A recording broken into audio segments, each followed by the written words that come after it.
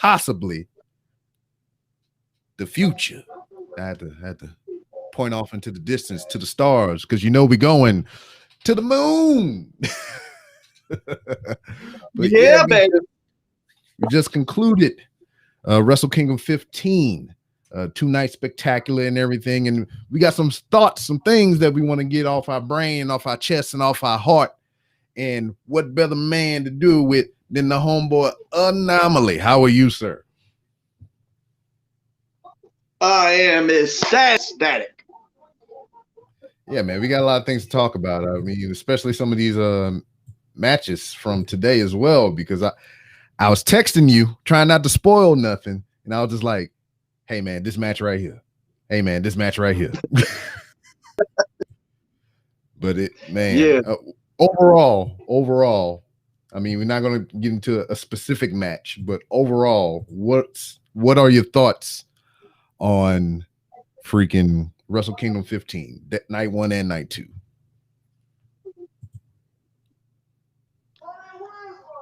No, it was a very solid show. It was probably the most solid show I have seen in the last 380 days. Word. Yeah. I agree. I guess whenever we go through the card, or we can just kind of go through, I mean, and kind of, I wouldn't say nitpick, but just, do what we do. Should we talk before we get into the card about the post interview of one Jay White? Please, because I did not put ears on that. Hit me in, clue me in, hit me to the game. That was the most passionate interview I've ever seen, promo, whatever, that I've ever seen out of Jay White.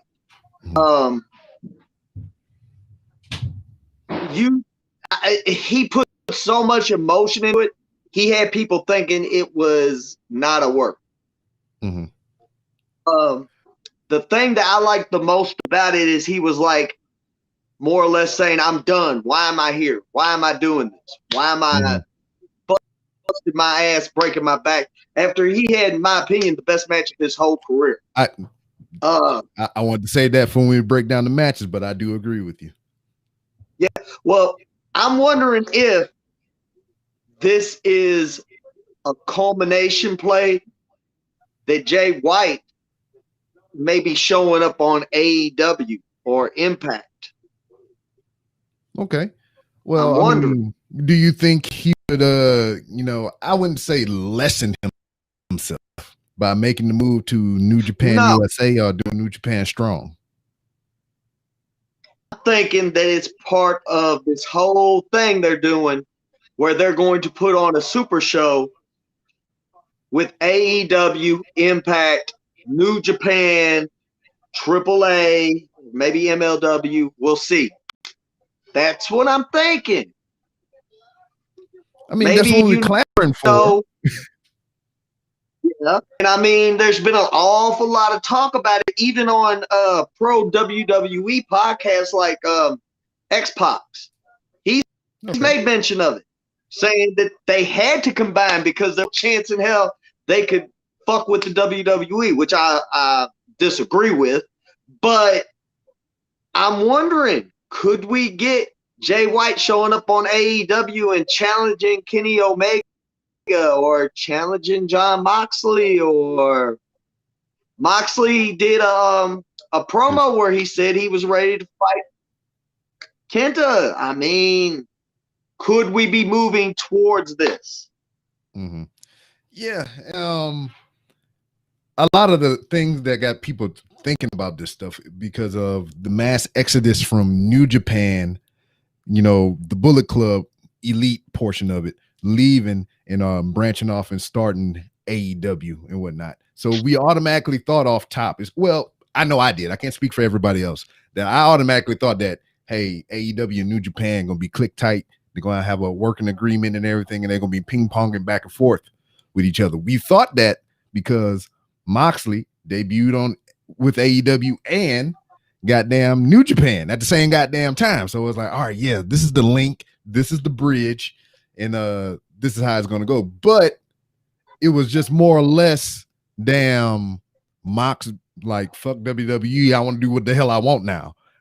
Kind of a la Chris Jericho, not saying fuck WWE, but like, I can do what I want. So we was like, all right, well, Jericho's over there and he doing New Japan. Mox is over there and he doing New Japan. And we thought that's what it was going to be. And now we got things current day with freaking Omega being the champ and showing up on Impact and being the AAA Mega champion down there in Mexico.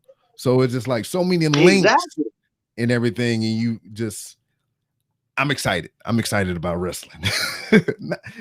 You and me both, sir. You and me both. Yeah, because no lie. I mean, we always come in here and we talking about WWE majority of the time because it's weird to say that it's big news because everybody has a gripe and complaint.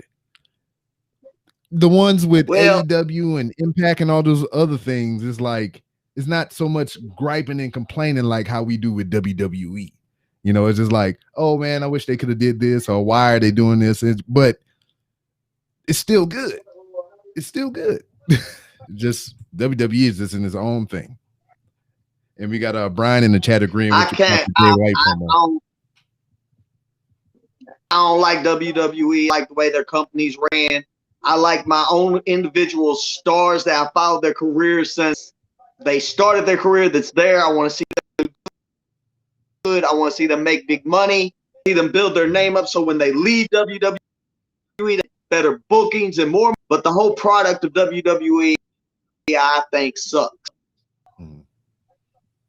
Yeah. Just my personal. Well, let's get a little bit into night one. I have the card put up here for night one and night two, and I think we should switch it up a little bit. Instead of going from top to bottom of the card, I say we go from the shortest matches to the longest matches.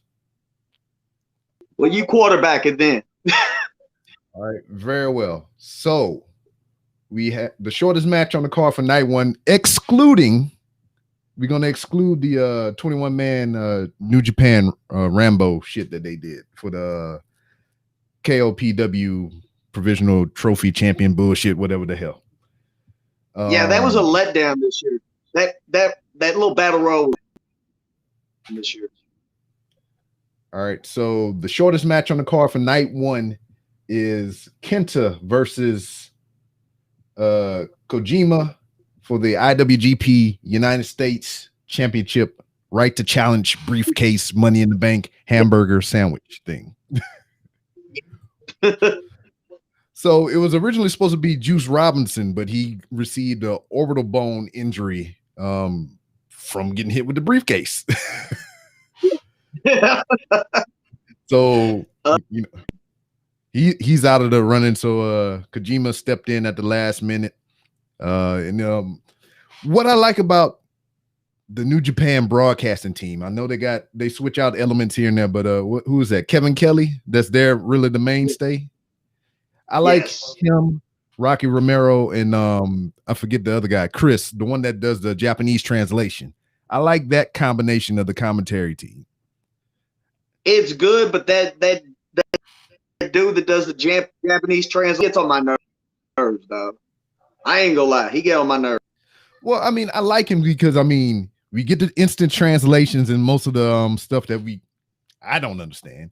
So I like that aspect of it, but also he really chimes in a lot with a lot of the facts and the statistics, which I have enjoyed between him and Kelly and the Chris guy, whatever. Rocky Romero always adds in his experience because he's been in New Japan for so long and he's familiar with the talent. So I believe it's a great combination. But the statistics is what I like. I really like that a lot. I can see. That match, what I liked most about it was Kojima is 50 years old and he's going out there and putting up an amazing performance. And I mean, he's doing it for the OGs, man. I mean, Kojima's been there for a long, long time. This guy's been wrestling for 30 plus years, taking strong style bumps, and he's still actively in there kicking ass and taking names. Kojima, the US loves you, brother. That was a solid match too. There was nothing wrong with it. I would go ahead. My only thing is just like, would the outcome have been different if Juice hadn't got hurt? Because me seeing the substitution automatically made me think that, hey, Kenta got this in the bag. You know, this is just, you know, what it is a last minute substitution. You know, I had no thought in my mind that Kojima was going to win this match whatsoever. I don't think anybody did. Yeah, but I wouldn't mind if Kojima won. Yeah, but at the same time, to that point that I was making earlier about the commentary team, they played that up so well about how he even doubted himself and how he didn't think that, you know, at his age and the stage of his career that he deserved a shot, or if he could take this opportunity and become, you know, the challenger for the United States title. So that's what I enjoy about the commentary team. They make stories, or they just bring up those things to light that we wouldn't have never known edgewise. Yeah, they actually do their job as opposed to WWE acting like no one else exists. Can we say that? Fuck WWE. I mean, they did a damn good job with that. They told the story. They helped tell the story that was being told in the ring. It was a different story altogether compared to Juice and Kenta. There could have been a totally different story told there. But the Kojima Kenta story being thrown together that quick and still being able to execute that well, I mean, hats off to NJPW. They are a world-class organization that still does the art of pro wrestling. Sports entertainment, you fucking bitches. And I think this is the biggest assembly for wrestling fans ever. Over 20,000 people was at that event. Yes, sir. During a pandemic. During the pandemic. They got the protocol down. They got it wrapped tight. Yeah. But you can only clap. Yeah. That's what I liked about that leading up to this as well. Damn, how Jay White would troll the crowd and get him to boo, try to get him to boom and everything, and kind of make some kind of noise, because that was against the protocol. So Jay White forever being the heel, the bad guy. Yeah, and you know, I know you haven't got to see the promo / post interview he did, but a lot of people thought it was maybe him turning face. Mm-hmm. It was pretty passionate. Well, I mean, even the comments that he had before then, when he was talking about match of the year honors and all kind of stuff like that, he's like, I don't give a shit about any of that. He's like, I'm here to win. You know, if I try to achieve, if I focus on those accolades or whatever and whatnot, you know, who cares if I win? If I can get the honor. It was well put together. I'm doing it a disservice trying to memorize what he was saying and shit, but he was just like, it's a bunch of bullshit. I want to win. Yeah. And I shouldn't be awarded with match of anything if I lost, you know? Yeah.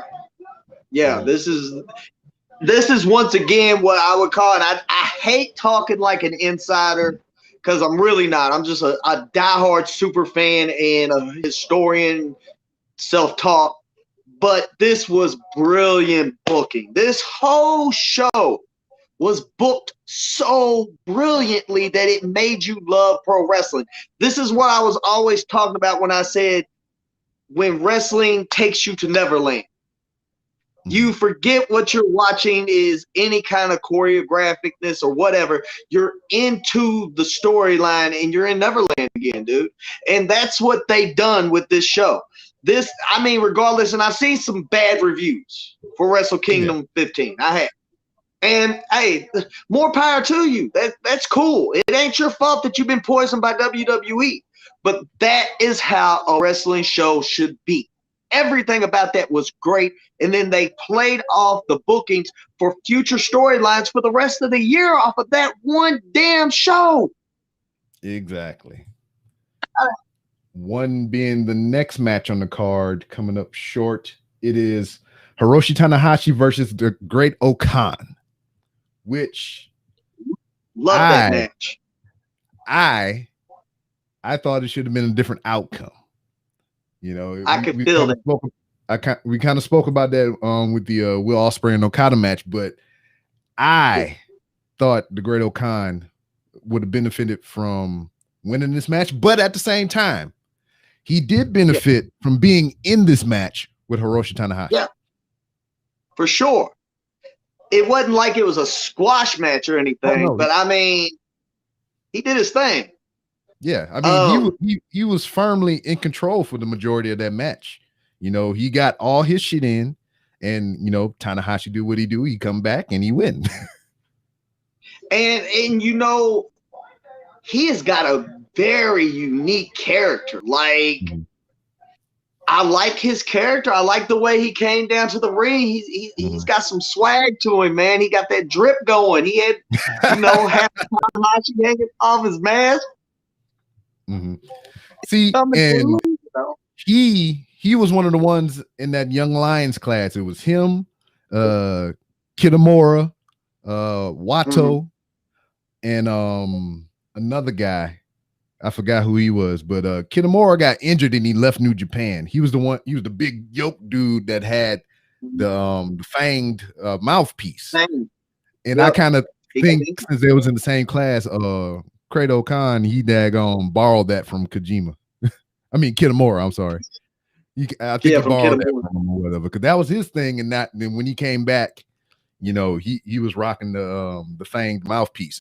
But another thing about that guy, he turned it around for me, because when he first became a Young Lion, he was a big portly guy. He was heavier set, but he transformed his body and everything, and he really turned it around for me.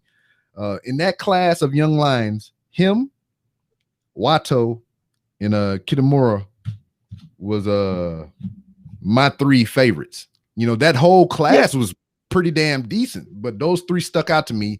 And the one that I saw that had a tremendous upside to him was Kitamura, the one that quit, the big yoke guy. And I hope I'm saying his name right. But you are Kitamura. They were testing him as well. They put him in that gauntlet match with all those legends, like Makabe and I forget the one guy named Big Blue Justice, the one that do the salute. Yeah. So Yuji Nagata. There you go. They put him through a gauntlet with Nagata, shit out of him. Makabe, and a whole bunch of the other OGs of New Japan to test him. Beat the shit out of him. They beat his ass so bad. Yeah. But I believe they were putting a lot of stock in him because he had so much potential and everything. But unfortunately, you know, he got hurt and he bowed out. But I still follow him on Instagram. He's still yoked as ever. Looked better than what he was when he was in the ring. But Great O'Khan, he went to Europe on his excursion and held a undefeated record of 45-0 or something like that for the longest of time while on excursion. So he was doing tremendously. I seen pictures of him before he made his New Japan debut, because I tracked him and Wato and Kitamura when they left, because I wanted to see the journey. This was the first time that I ever tracked a Young Lions class from the time I seen them on the screen till they left to do their excursion. This is the first time that I tracked somebody. I followed them on Instagram, on Twitter, so I can keep up. So Great O'Khan went to Europe. Wato went to Mexico, and you know, Kitamura got bounced out. But Wato, he was doing all right in Mexico from what I saw. But Great O'Khan was just on another level. Already won championships, tag championships, and just had that long ass undefeated streak. And when he came back again, you know, helping Will Ospreay against Okada, I was like, he the fucking man. He the fucking man. And when Wato came back, I was like, hey, it's Wato. Oh, this blue hair and this, what is this grand? I was like, I was kind of disappointed.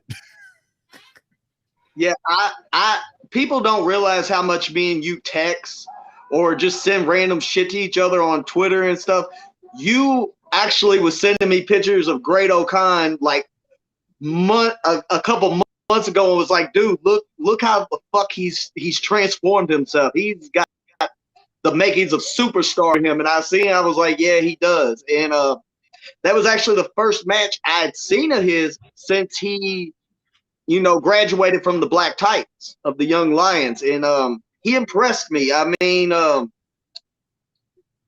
but I like that Tanahashi won. Tanahashi looked great in that match. He did.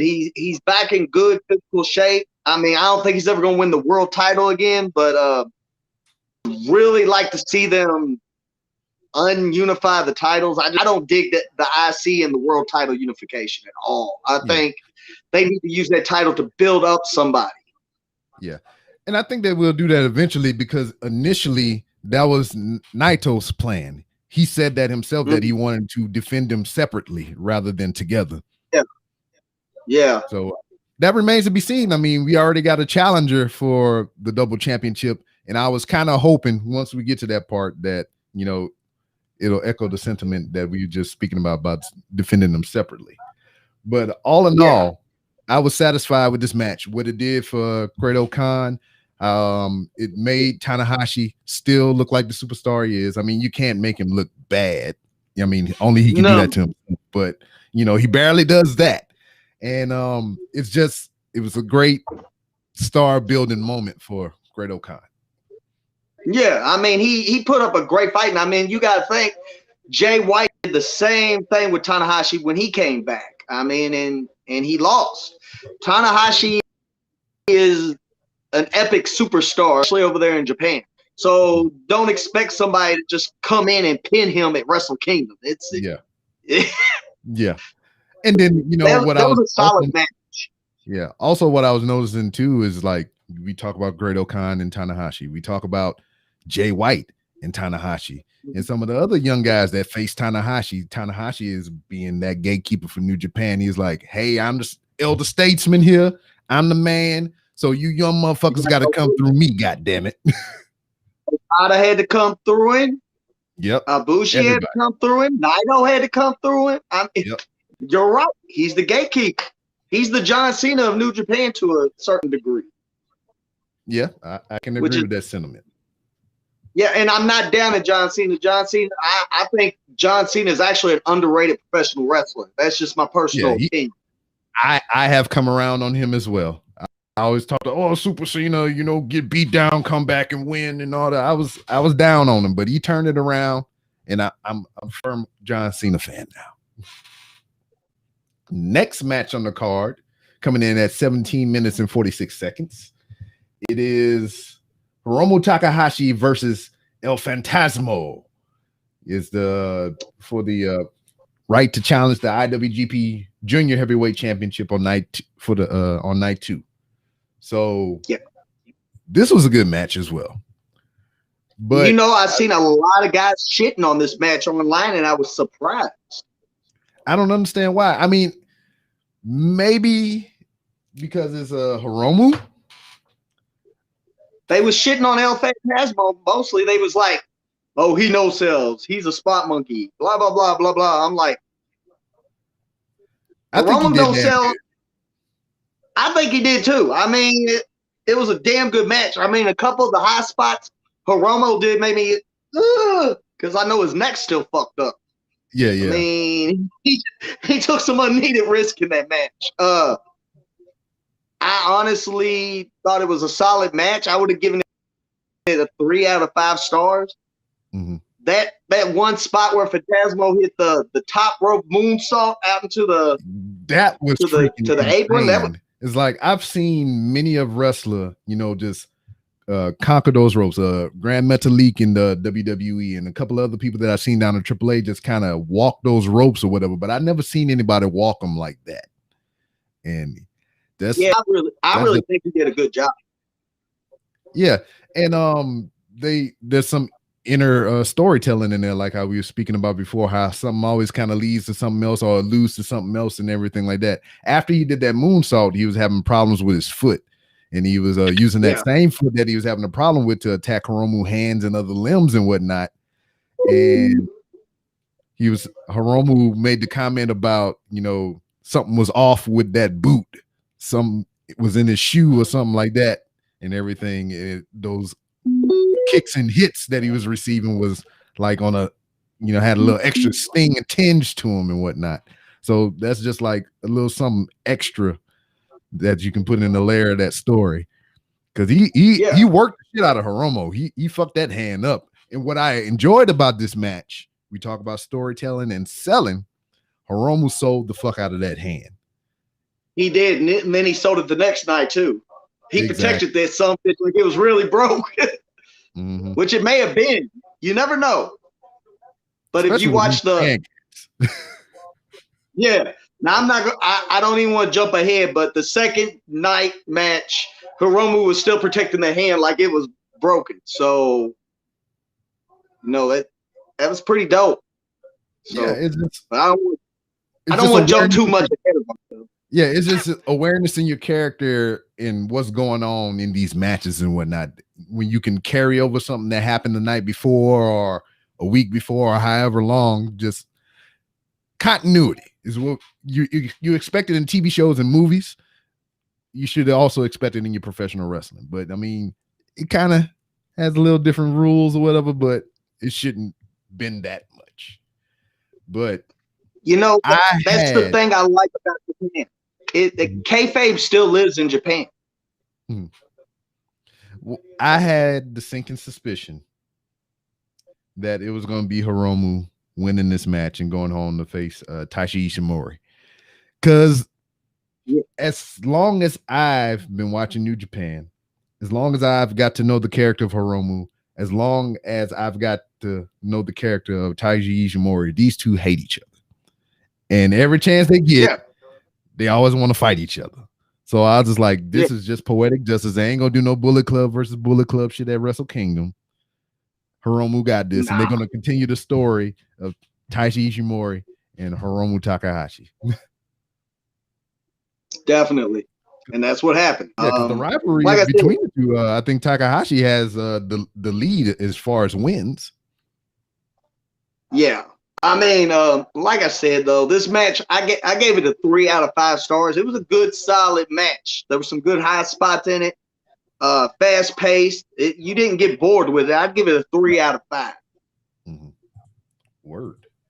So that brings us to the next match on the card, coming in at 19 minutes and 18 seconds. It is the Gorillas of Destiny versus Dangerous Tekkers for the IWGP Heavyweight Tag Team Championships. Thoughts on this? How fucking good is GOD? Let's just be real.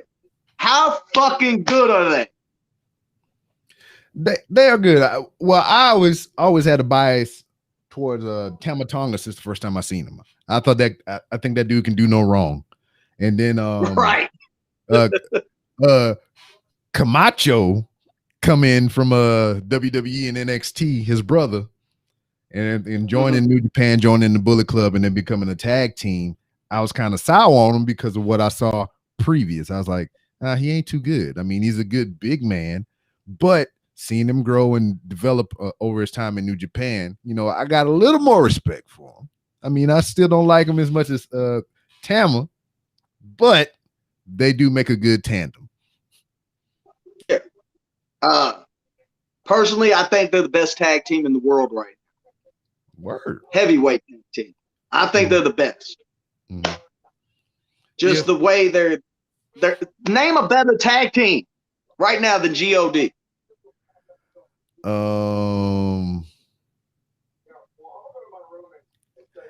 I don't want to sound silly when I say this, but I don't know. Fuck that. Dream scenario. Gorillas of Destiny. You can put them up against any tag team, current or opposed. Who would you like to see them go up against? Honestly, I want to see them go against the Usos and beat the shit out of them.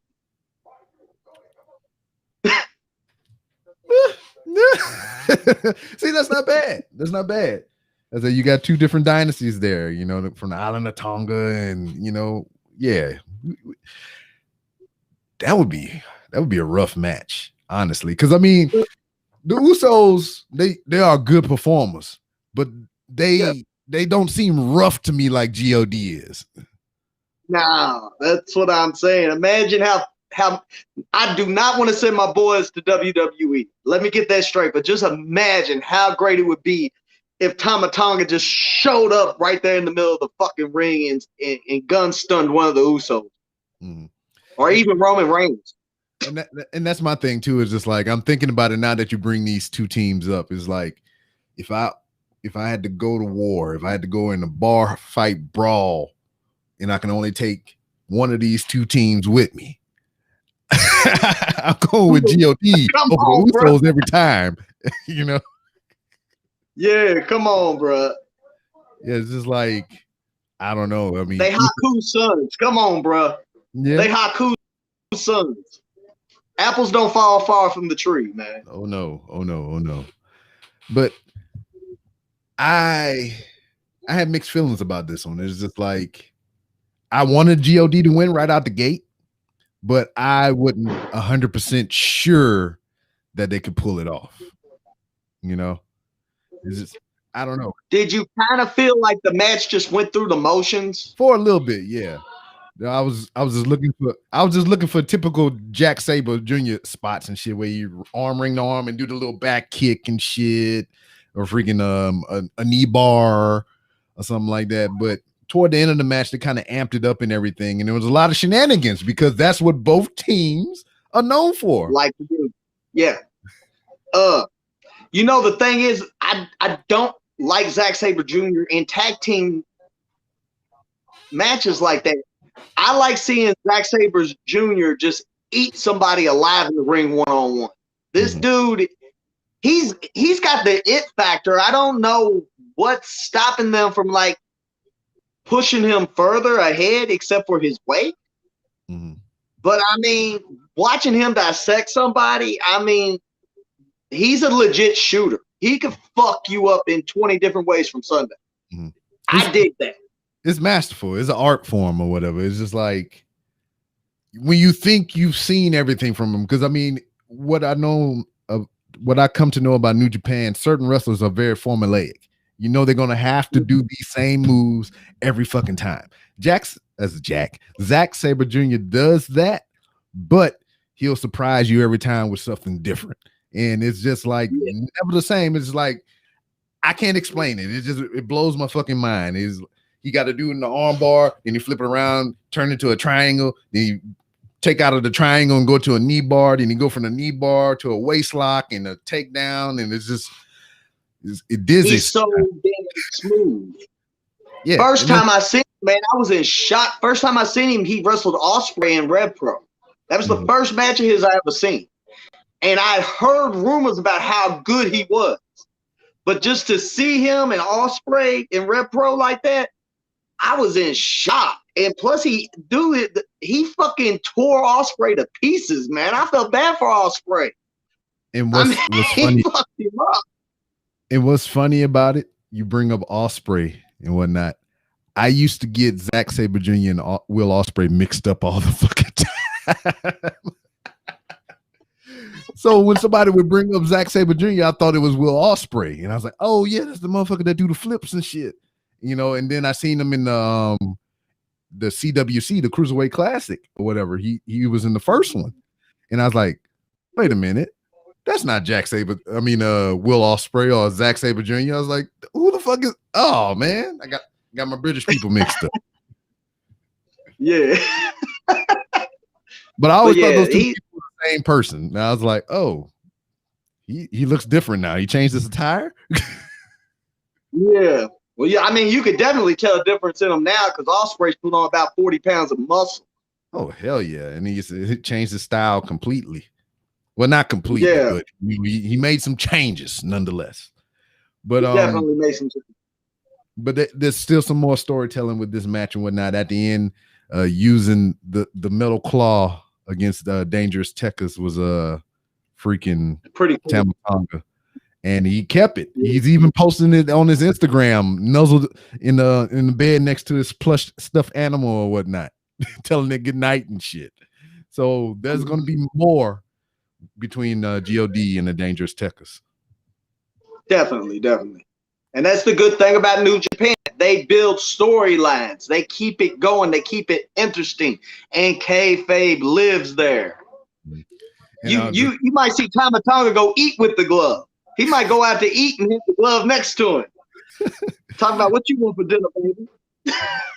Like Brian is saying here in the chat, Zack Sabre Jr. is like watching Bob Ross painting. You don't know what you're seeing at first, but by the end, it's an amazing picture and whatnot. I agree. He's a bad motherfucker. Shut your mouth. Just talking about Zack Sabre, bro. But yeah, it was a good match too. Like we were saying, I don't think there was any match on this card, especially for night one, that was it started kind of slow, but by the end, I'm on the edge of my seat. I was invested. Yeah, definitely. I didn't get a lot of the people saying that they wasn't into this show. I mean, look, everybody keeps on trying to hold every Wrestle Kingdom to the same standard of Wrestle Kingdom 9. I'm gonna tell you, I've seen every Wrestle Kingdom, every single one. Wrestle Kingdom 9 was the best one, period. I'm just being honest. And my favorite match, my GOAT match, my number one, Anomaly's number one GOAT match is Kota Ibushi and Shinsuke Nakamura from Wrestle Kingdom 9.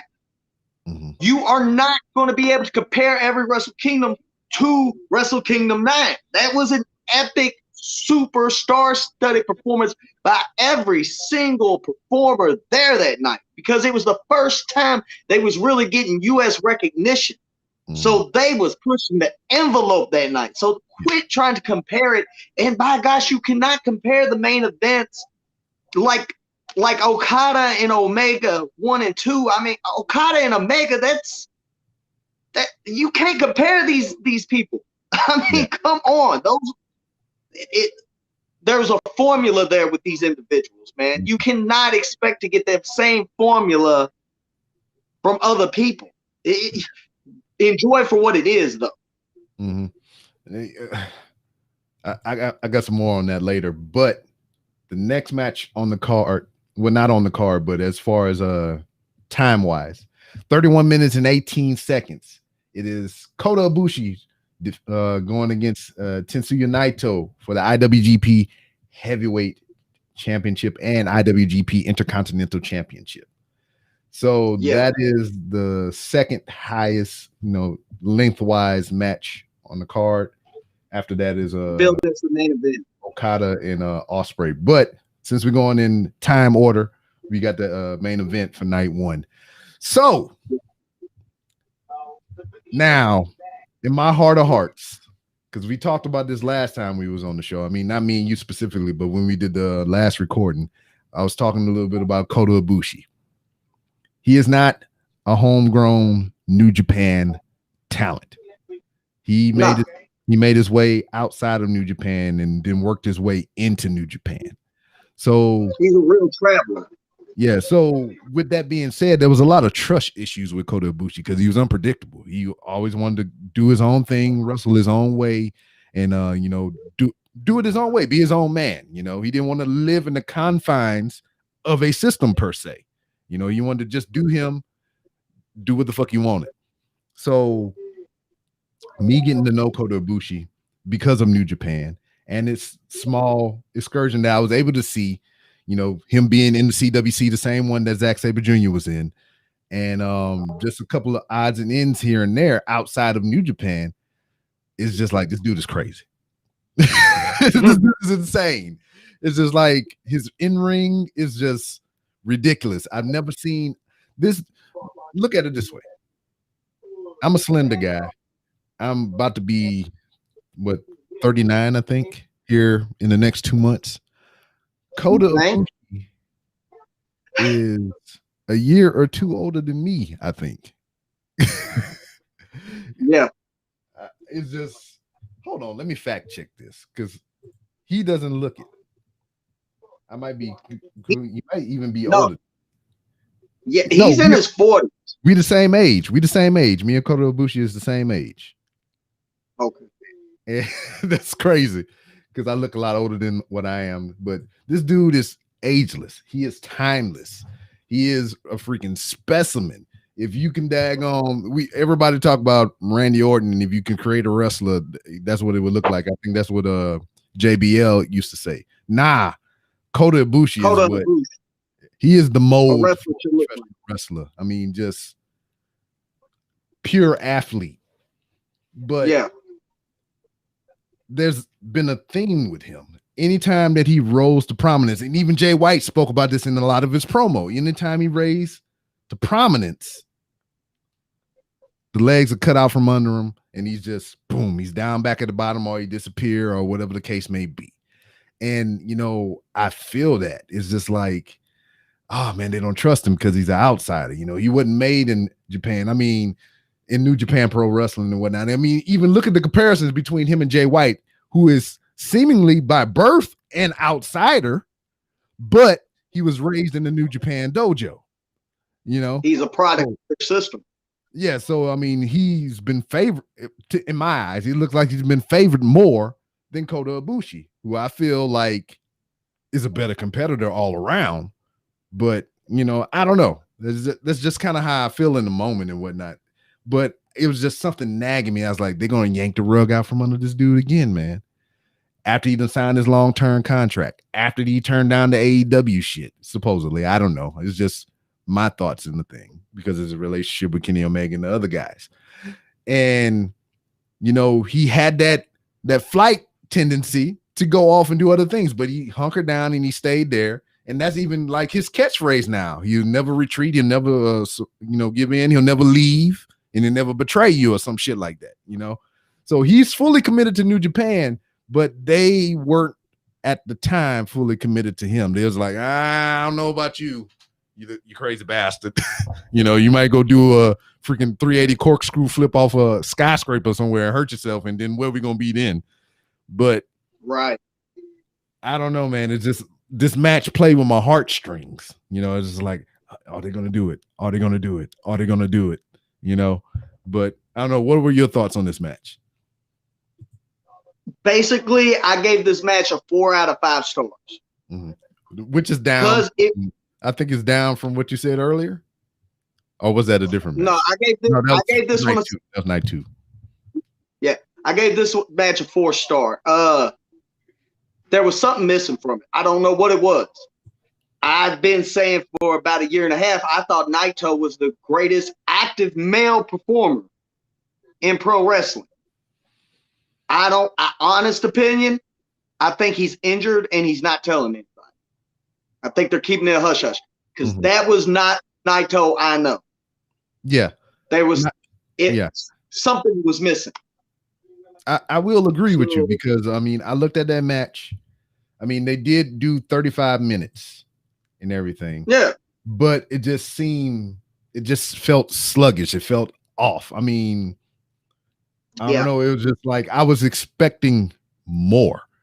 But to your point, I mean, I can totally see what you're saying because, I mean, it was the same thing with Tanahashi. He was wrestling all those times injured, not saying shit or just kind of working through it, being a company man and everything. And Naito, he has worked so hard to get to where he wants to be and to be, sidelined by injury or whatever the case may be personal issues or whatever. I mean, we don't know. But something was off. To get there to where you want to be that figurehead of a company, to be the leader, and then have to leave or just be hurt or just, I mean, it's kind of weighing on you. It'll weigh on you mentally. So I mean, I thought it was great though. The end, how he, I was hoping. I did too. I was hoping for that. I hoped that he would present him with the titles. I hope that in my heart of hearts, because it would have just been so poetic, because it goes with everything I was saying, that like they didn't trust him. He was an outsider. They put him through so much shit to get to this point. He had the briefcase taken from him or whatever, which I didn't understand before. I was just like, hold up. He got a title shot, even though they took the briefcase from him. But Naito granted him the opportunity because of the circumstances that he lost the briefcase. Jay White had his feet up on the ropes. Referee didn't see it. So that's just great storytelling.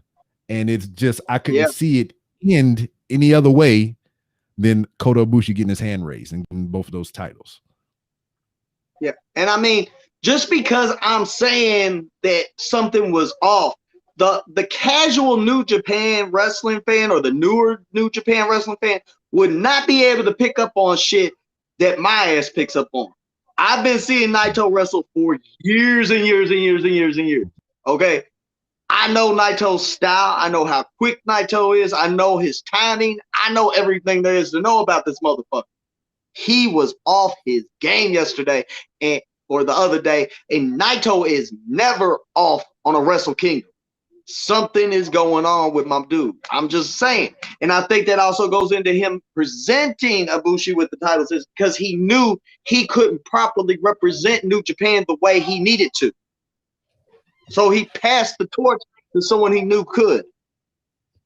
Speaking of a New Japan former, Pikachu. Yeah. And I agree. It seemed like some sort of passing of the torch. That's what it seemed like. Or somebody just like be here in my stead and carry on while I go do whatever or whatever the case may be. That's what it seemed like to me. Me too. But also maybe he's just burnt out. I don't know, but there was something off.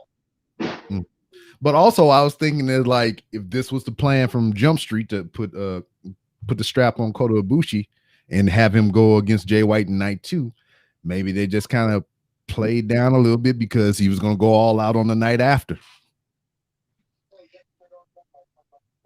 I don't know. I don't know. I mean,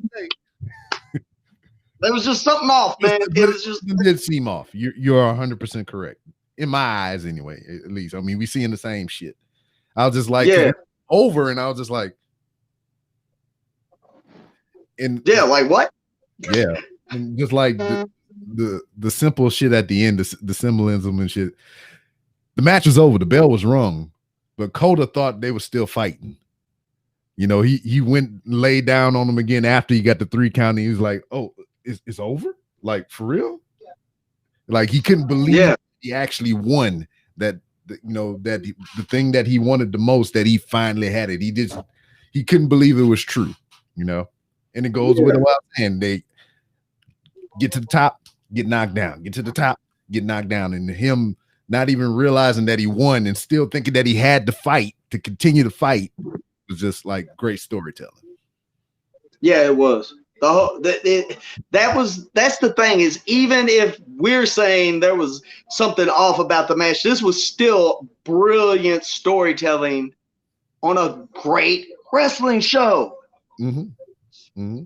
So much symbolism, so many insulated layers within the story and whatnot. Which that was the main event. But now we get to the longest running match on the card, which will be the last one for night 1 as we go chronologically, time order and whatnot. That would be the real main event. Kazuchika Okada versus Will Ospreay, which lasted 35 minutes and 41 seconds. So 5-star match. 5 stars, you say? 5-star match. Perfect wrestling match. Perfect. Like, I want to know your opinion though, because you are the biggest Okada hater on the planet. The only person you hate more than Okada is the Undertaker. Let me put on my hater coat. Drink your hater. Okay. First off, before I even get into the match, I think what I text you when after I watched it was or after you watched it, either way, I text you, I was like, it should have went the other way. Yeah, I agree. I think Ospreay should have won that match. But I do too. But that's just my thinking, just looking at the card, looking at this match, looking at the individuals in it.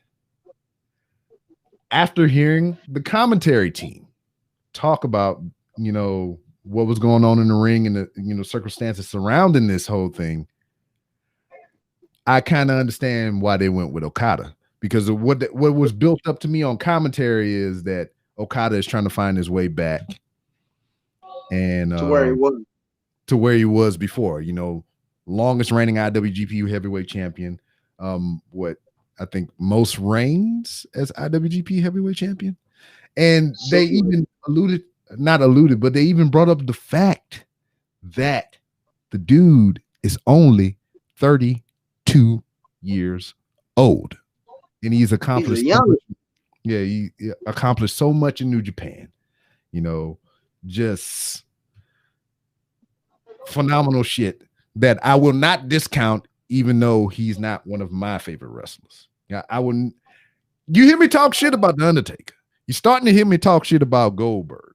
You heard me rant and rave about motherfucking Matt Hardy. But other than me saying I don't like Okada, he's not my favorite wrestler. That's all you hear from me. You won't hear no other slander on the level of those other three names that I just mentioned. But I wanted Ospreay to win because he's made this miraculous change, not only to his physical well-being, but just his attitude and his persona. Because he was this stringy, high fly, freaking energetic, babyface, cruiserweight, light heavyweight motherfucker.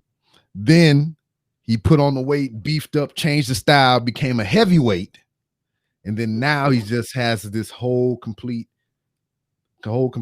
different attitude and whatnot.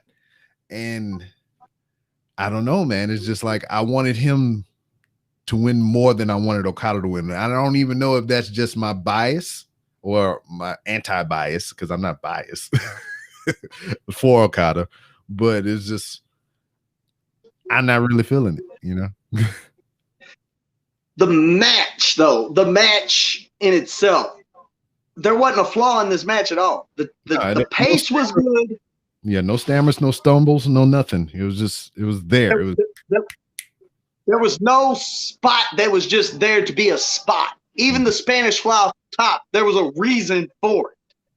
I mean, it was you a 36-minute match of excellent storytelling where I'm sitting there like, and you didn't know who was going to win. Mm-hmm. You were like, wow, this is great. This is wrestling.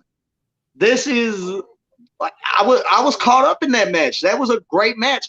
And I mean, that's how I look at wrestling too. I'm not like your average Joe wrestling fan. I look for certain things that other wrestling fans don't look for because I've been studying the shit for so damn long. That was a perfect match. It's up there with Owen Hart and Bret Hart at WrestleMania 10. It was perfect in every aspect. It had mat wrestling. It had high flying. It had strong style spots. It had a brilliant story being told. Mm-hmm. That was, if you was trying to train someone in the art of pro wrestling and wanted them to know the psychology, selling, the movements, pace, and everything, that would be the match you would want to show them. There was nothing wrong with that match at all. It was a perfect 5-star match. Yeah. It was kind of reminding me of the tiff that Ospreay and Zack Sabre Jr. was having back in the Gap or whatever. Anytime that they went up against each other for, I think, the light heavyweight championship, or I think even when it was in Rev Pro, one of the championships there, Ospreay would always come up short, you know? Yeah. And then they even, I forget if it was, I don't think it was Wrestle Kingdom, but it was one of New Japan's bigger events as well. They had that big feud and they had to blow off to where Ospreay finally vanquished Zack Sabre Jr. and won that title. So I thought that was a great piece of storytelling, which that could be the same thing that they're doing with Ospreay and Okada. And because go ahead. Yeah, I was saying I wouldn't be mad at that if that's what they were building to. It's just these two are just going to be at each other's throats from here on until they come to a head finally. Well, Ospreay's being prepped to be a world heavyweight champion. I mean, let's just be honest. That's why he's put on the weight. I believe it. So if you get Ospreay versus Okada after they just had a 5-star match at Wrestle Kingdom 15, a main event come Wrestle Kingdom 17, maybe 16, we don't know. I would have no problem with that because they can tear the roof off a building. Mm-hmm. So it kind of reminds me of in the 90s, the early 90s, I used to go to all of WWF's house shows. And I kid you not, I seen Rock and Triple H wrestle each other one-on-one probably 800 times. Yeah. And this was before they were main eventers. And it was kind of like them prepping them, getting them ready for the main event. I kind of feel like that's what we got with Okada and Ospreay last night or the other night, was they're being prepped for a main event type match. Yeah. And then if anything, I mean, Ospreay, I mean, hold on. Let me fact check before I speak these words out of my mouth. Because I mean, I thought, Okada is only 32 years old. Ospreay is 27. So he is a young man by comparison. So I'm just like, but in terms of wrestling age, Okada is way older than Ospreay. Longest reigning IWGP heavyweight champion, most reigns IWPG heavyweight champion, all these accolades from a man that's only 32 years old in Okada. And then you got the younger man in Will Ospreay, who we've kind of seen develop over the years, most recently or whatever, with his change of style because of the injury and his putting on the weight and all those different type of things and whatnot. It's just like they're putting him with Okada so he can learn from Okada how to be a heavyweight champion. Definitely. And that's another thing that New Japan does with their storylines. It's kind of like watching, the young boy turn into a samurai. You're watching them grow. And that's how you should run a wrestling company. I mean, I don't mean to just keep on saying that, but that's the difference between pro wrestling and sports entertainment. New Japan is the king of sports for a reason. Like the shirt says, motherfuckers, king of sports. So that's the difference. If you want to watch sports entertainment, go watch Raw or SmackDown or whatever. You want to watch pro wrestling, you watch New Japan. Dude, I tell you what, though. I turned it on last night, Monday Night Raw, and forgot they was doing the Legends night or whatever the fuck on for like a good 5 or 10 minutes, and I turned that shit smooth the fuck off. Come on, bro. I ain't watched it Raw in years. It was just like it couldn't keep my attention, man. And there's some good parts on there. There's some individuals that I enjoy watching, but it's just like for the life of me, I was just sitting there and I was fidgeting. I was just like, I could be doing something else rather than this, and that's fucking sad. Yeah, I mean, the only reason I watched WrestleMania this year is because my son begged me to put it on. I didn't want to watch that shit, and I regretted watching it. And it's just the same thing. They're gonna make me watch Royal Rumble, and the only way I'm gonna enjoy that is if AJ Styles wins the Rumble. I mean, I don't want to watch that shit. I don't like it. It's corny to me. It's not pro wrestling. It's just not. What I watched last night was pro wrestling. Mm-hmm. That shit is boo-boo. I don't know, though. I can't even put it in the words. It sucks. Well, let's move on to night 2, shall we, sir? One match on here that blew right by me, and I had no idea that it was on here. That a 6-woman tag match. The ladies from Stardom had a match on here, and I completely missed that one. So, did you get to watch that? I did too. No, I missed that too. Yeah, it was 9 minutes and 48 seconds. There was the lowest timed match on the card, next to the Toriano, Chase Owens, Bad Luck Fale, and Bushi 4-way for the KOPW trophy that came in at 7 minutes 34 seconds.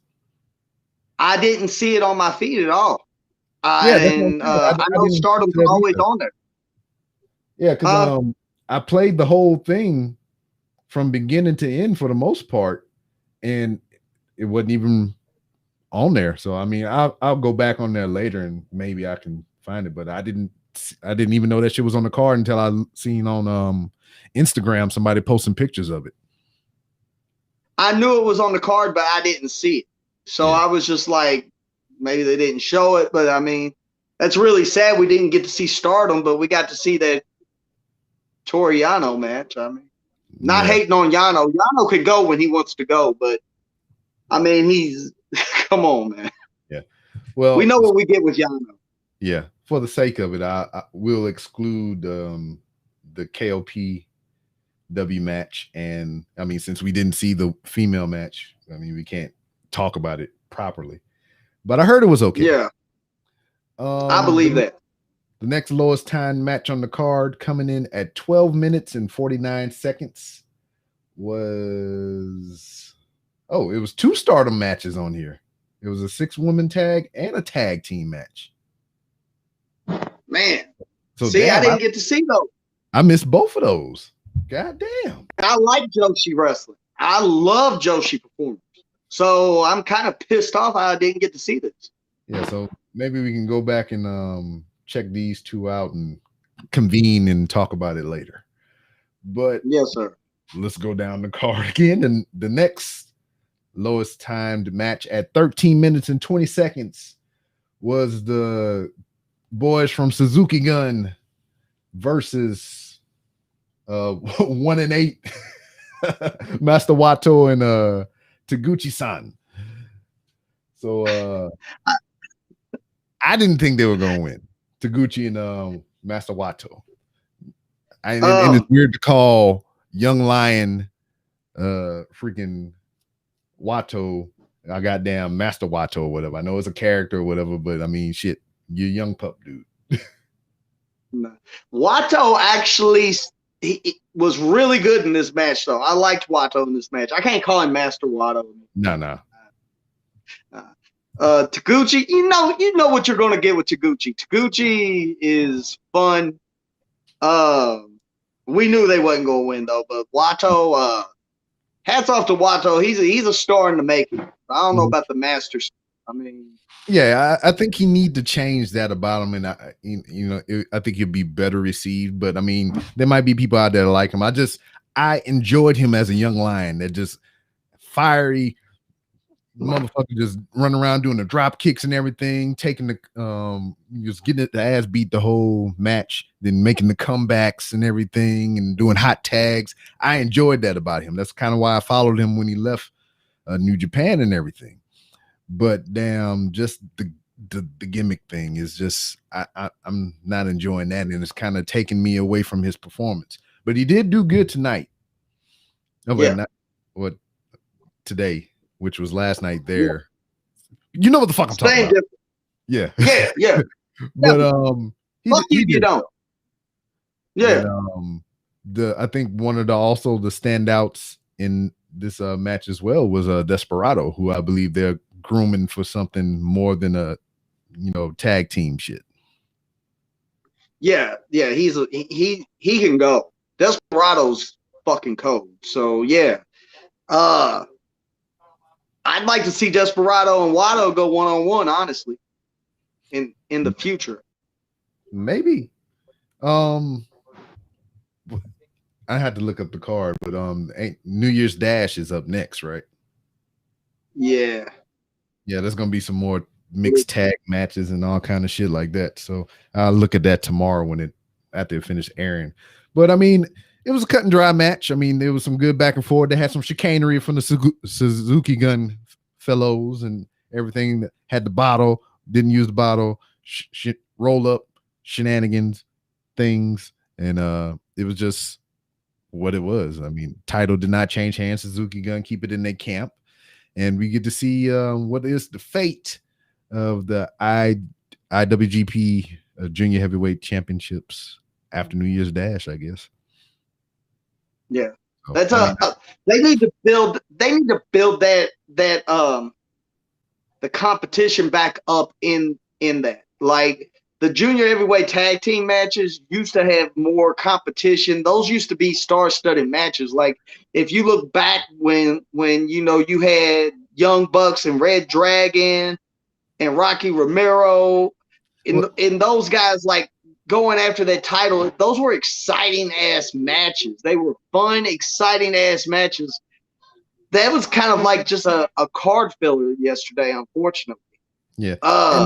to even go with what you were saying, man, it's just the division for the junior heavyweight title isn't what it used to be, because a lot of the junior heavyweights have gone up to be heavyweights, and Romero is in and out. He only jump in when they need him to. Yo from the Roppongi 3K is injured, so there's no showing Yo right now.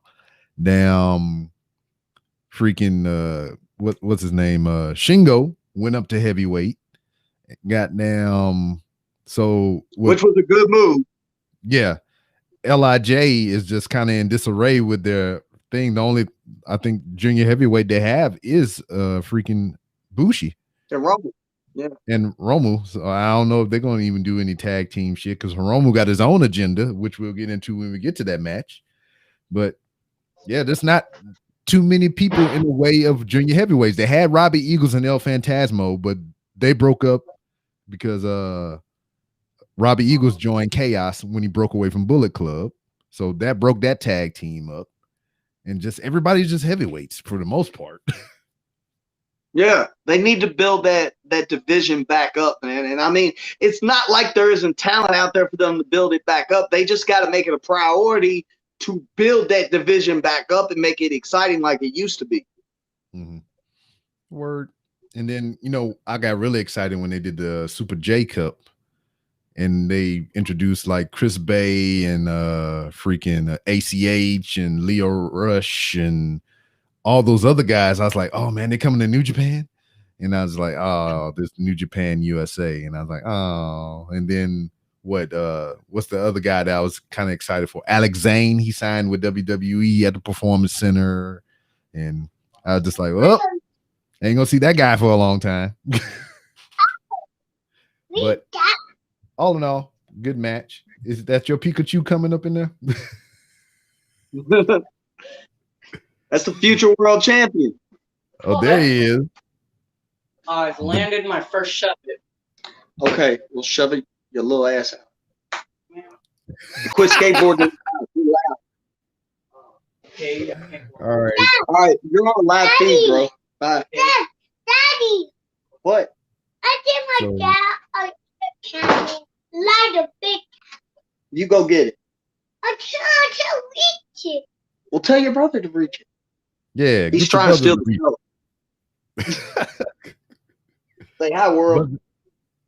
But the next match on the card coming in at 21 minutes and 11 seconds, and it was one of the ones that we talked about the most, and that is Shingo Takagi versus Jeff Cobb for the Never Open Weight Championship. And I think you gave this a six-star match. 6-star match off the charts. Yeah, man. It's just like, I already enjoyed Jeff Cobb, and Shingo is like the shit, And I was just like, these two big motherfuckers is just about to go in here and swing all the lariats at each other. I was almost tempted to switch over to the Japanese commentary for this match just so I can get the lariato.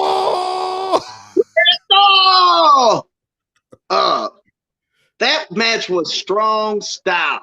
Strong style. Kick your ass, knock you out. That was stole the show. 6-star match. On a 5-star scale, that was a 6-star match. Dude, great storytelling. They beat the dog snot out of each other.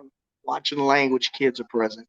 Beat the dog snot out of each other. I mean, it was awesome.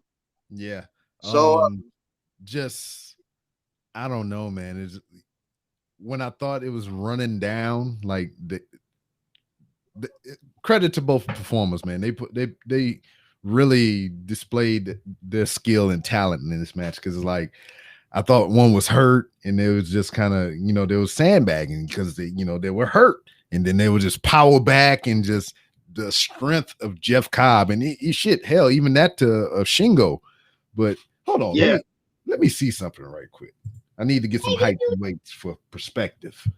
So Jeff Cobb, he is 5'10", which is relatively tall, but he is 265 pounds of meaty man meat. meaty man meat. And then you got Shingo Takagi, who is also 5'10", 5'11", weighing 220 pounds, which is very deceiving. You know, he looked like he weighed more than that, but I mean, it's a lot of muscle. Muscle weighs more than fat. So you got 5'10" gentlemen, Cobb 265 pounds, Shingo 220 pounds, and Cobb was just throwing Shingo around like he wasn't shit.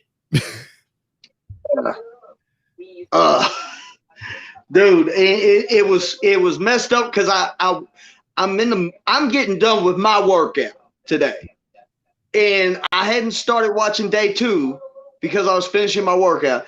I looked down at my phone and I get a text from you that says Shingo and Cobb, holy shit.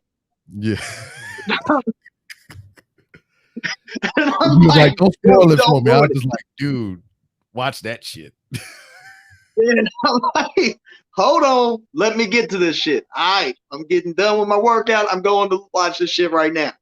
And in the middle of the match, I'm texting you and I'm like, holy shit. This is dude, that was stole the show. Stole the fucking show. I mean, despite the storytelling of this card, as far as the main event goes, and some of the stuff with Ishimori and Hiromu, this was the match of the night. Matt, I would dare venture to say that this was a match of both nights. To me, my opinion. I think it's a match of the year. Just like pound for pound, just the match. Like if you turn all the sound off in the arena, no crowd, just this match in a microcosm, just in that ring, just the same way they did it. This is by far the match of Wrestle Kingdom to me.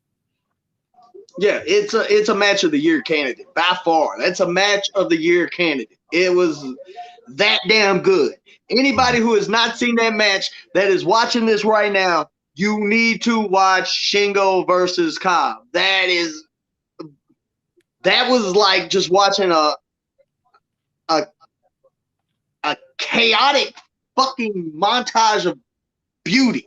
It was just great. It was just two muscular men throwing the shit at each other, especially Cobb when he do that that bear hug release over the head, belly or whatever. He did it on the outside of the ring, and he fucking bounced. Yeah, Kevin Kelly said he's popping the hips. He's popping the hips. Poor Shingo was just like, yeah. And I mean, the psychology, it's not like this was just a all-out slobber knocker. Mm-hmm. There was psychology to it. Shingo had some brilliant ring psychology in this match. I mean, yeah, they were sandbagging the fuck out of each other. It was a borderline fucking shoot. Yeah, Cobb had his nose busted open and everything, man.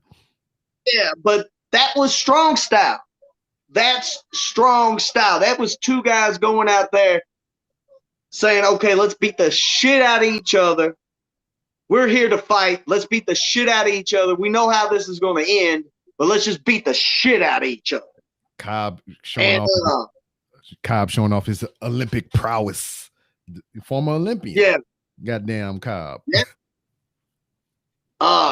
6-star match on a 5-star scale because it's off the fucking charts. That was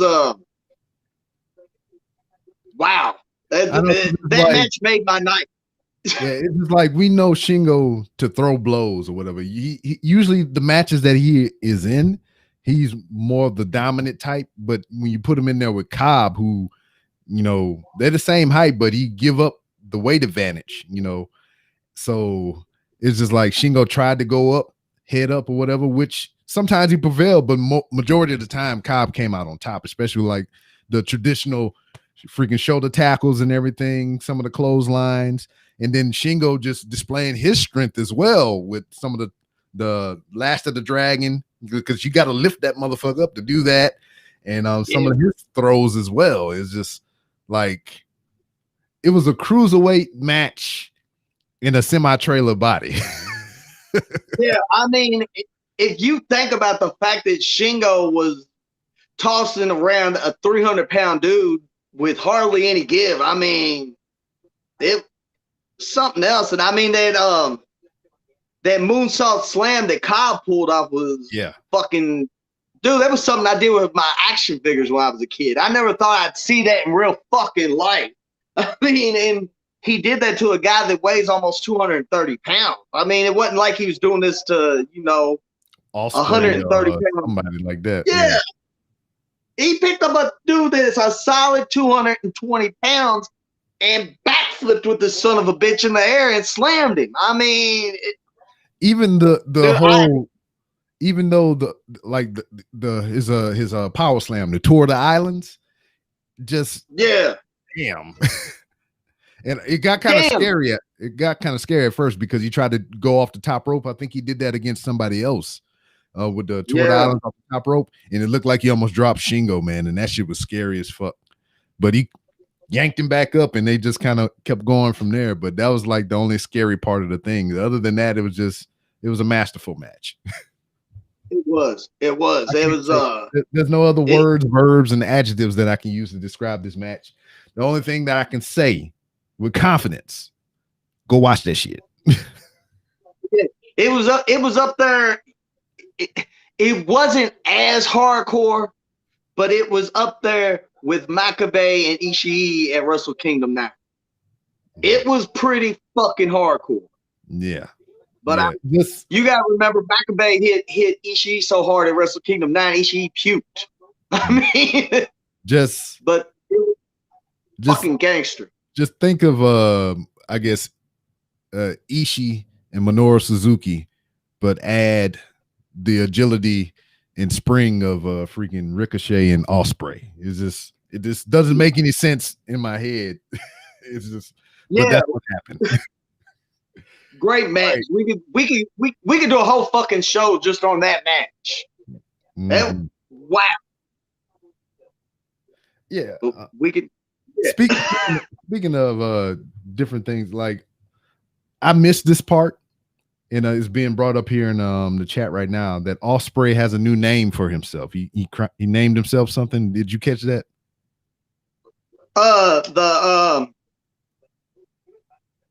The Commonwealth Boss or some shit like that. The Commonwealth Don or some shit.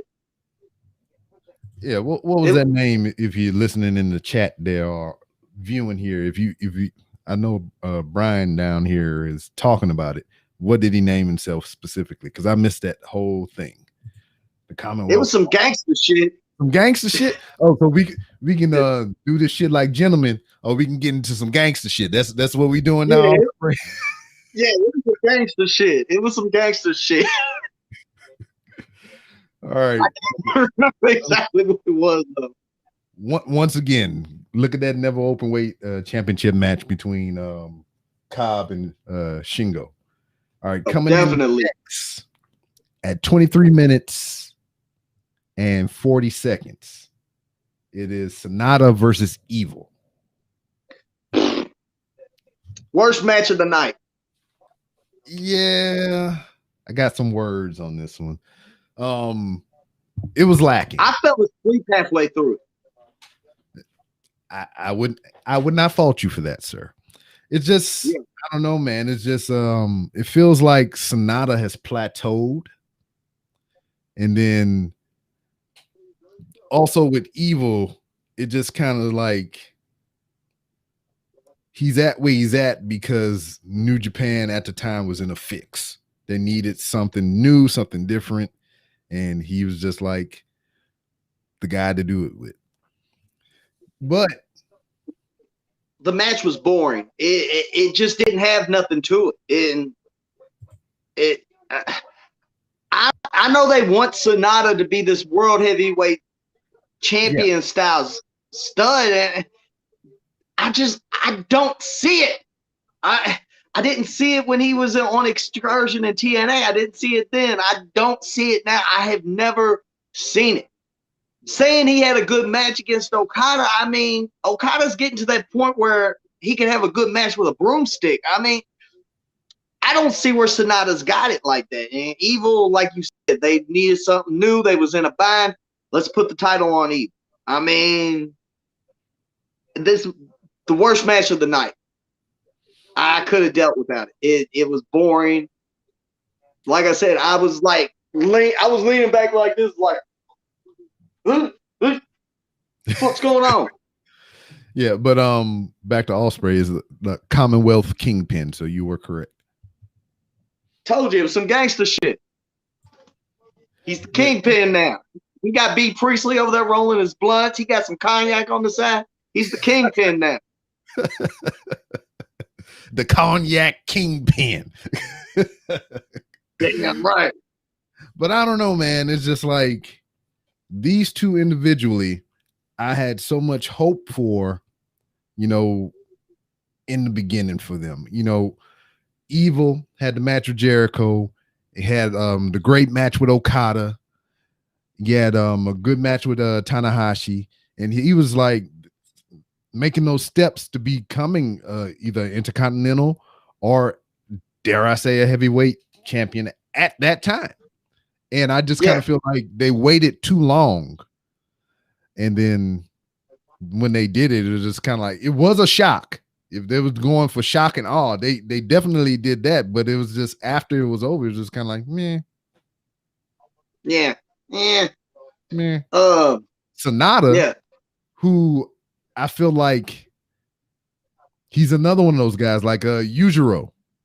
It's the same moves every match, no matter what.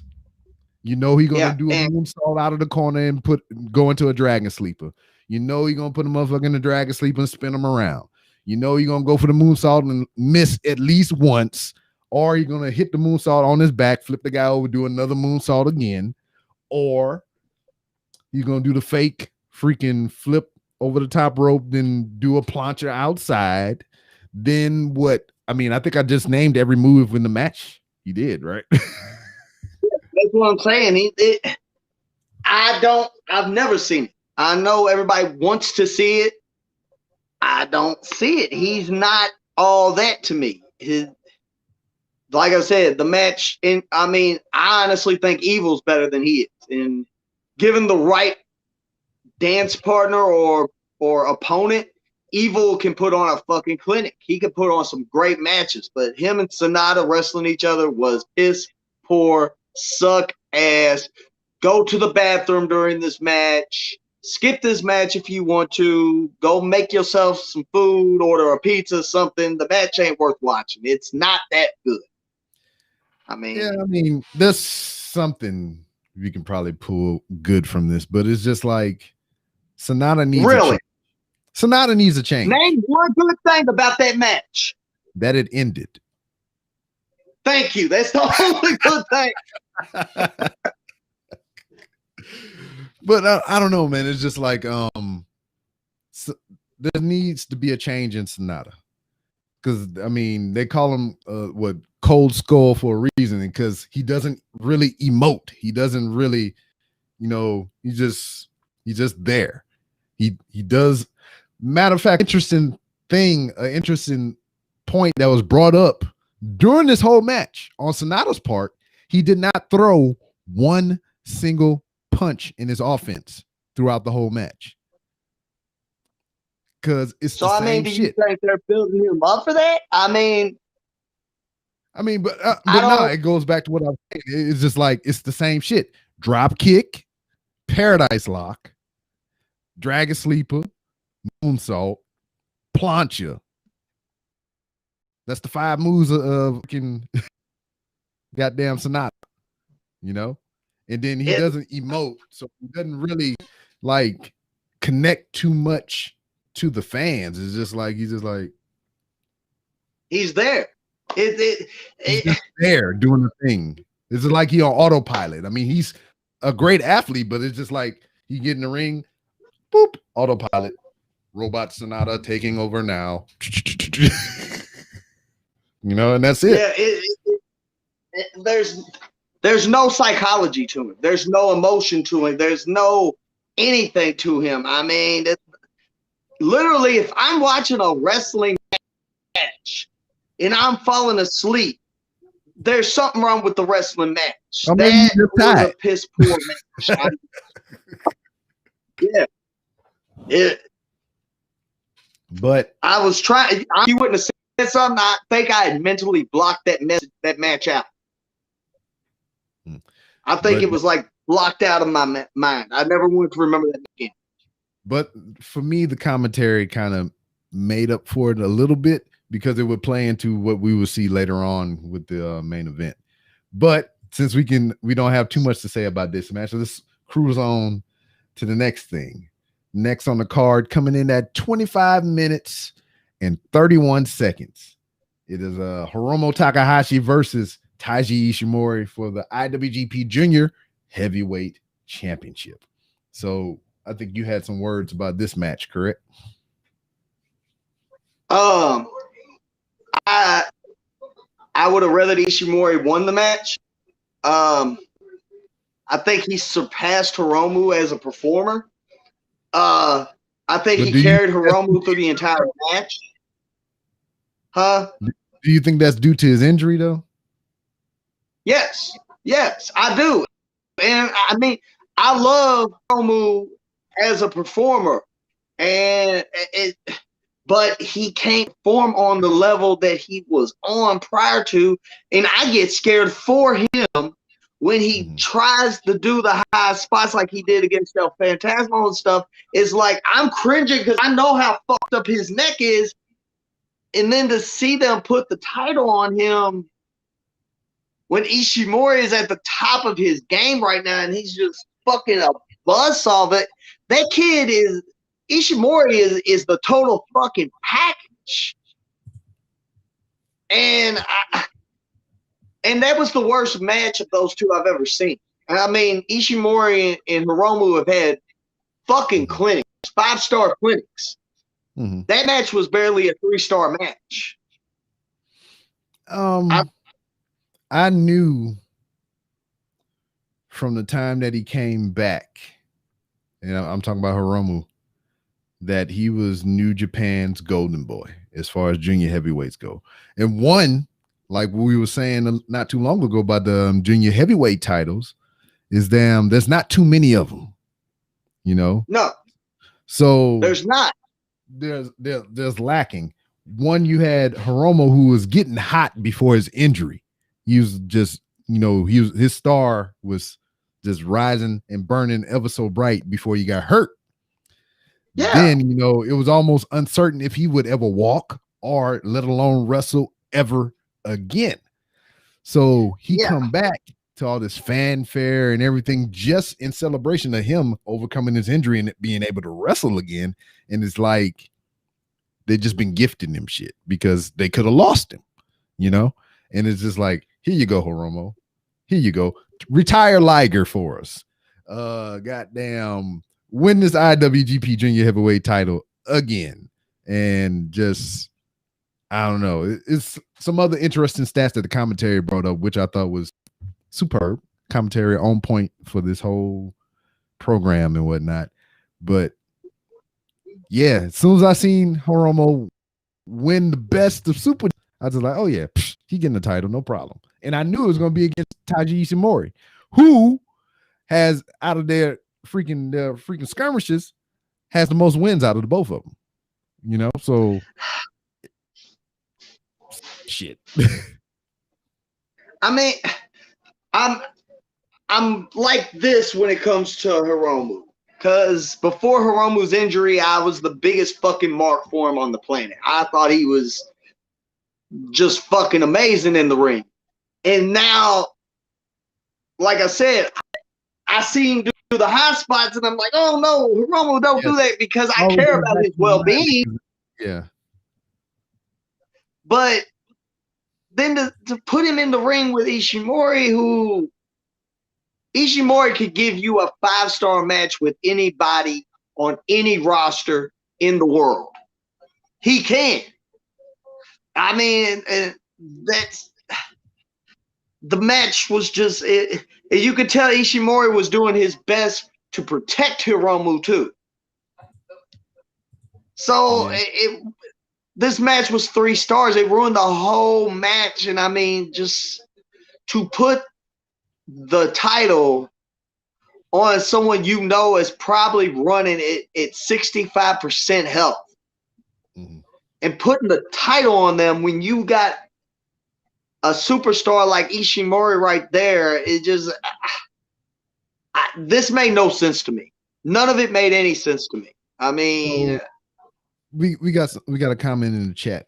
My man is saying that maybe they're prepping Ishimori for something else, like maybe moving up to heavyweight, which I don't know about that because the dude is 5'4", 100 something pounds. I never heard of a heavyweight that big.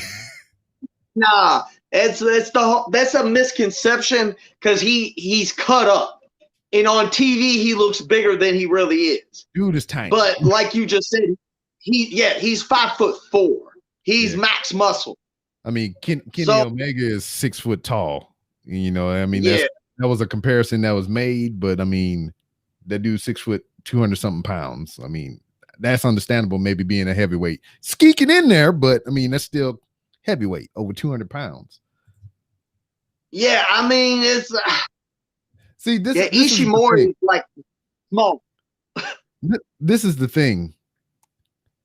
Bottom line is Hiromu is more marketable than Ishimori. That's pretty much that I will say. That's all it is. So I mean, you got a more recognizable and freaking titleable superstar in Hiromu over Ishimori, who's almost, I ain't gonna say it's kind of like Sonata. I mean, he's a great performer, but I mean, he doesn't really emote. He doesn't like, you know, make you feel sympathy. Although he was selling the hell out of that back bump on the goddamn tarmac out there when they fell down or whatever. He was like, ah! So I like Ishimori. I think he's I really do. I just I don't think Hiromu's in good enough health to have a good title run and put on the type of matches that I expect for anyone having an IWGP title of any kind, because I expect a level of high performance to anybody who holds one of those belts. And I just don't think that Hiromu is physically capable of having reigns with 5-star matches like that. Just my opinion. And I love Hiromu. And I get scared for Hiromu when he wrestles. Just not there, man. Not there. Bad move. In my opinion, that was a bad move. Really? Is he that old? For that out? Said Ishimori down 37. Let me he might be. Yeah, goddamn. They hide it well, man. They hide it fucking well.